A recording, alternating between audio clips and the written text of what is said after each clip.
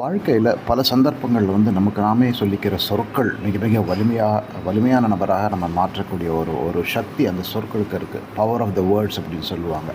பல சந்தர்ப்பங்களில் நம்ம சோர்ந்து விடக்கூடும், சிரமங்கள் நமக்கு வரக்கூடும், சொல்லனா துயர்கள் கூட வரக்கூடும். அதிலிருந்து எப்படி நம்ம மீண்டு மேலே வருவோங்கிற சிந்தனை நாம் இருக்கக்கூடும்.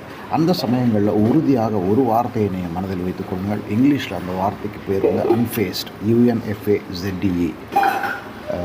ZED, அன்ஃபேஸ்ட்னாக்க எதற்கும் அசராத ஒரு குணம்.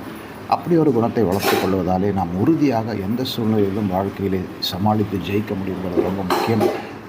மறுபடியும் நான் சொல்கிறது ஒரே விஷயம்தான், வாழ்க்கை என்பது ஒரு நேர்கோடு கிடையாது. வாழ்க்கை என்பது வளைவு சுழிவுகள் நிறைந்த ஒரு பாதை, மேடு பள்ளங்கள் நிறைந்த பாதை, பீக்ஸ் அண்ட் வேலிஸ் நிறைந்த பாதை. பீக்கில் இருந்து ஜெயிக்கலாம், அதே சமயம் வேலியில் விழுந்தால் மேலே மறுபடி வர்றதுக்கு பீயிங் அன்ஃபேஸ்ட் மிக மிக முக்கியம். மிக்க நன்றி.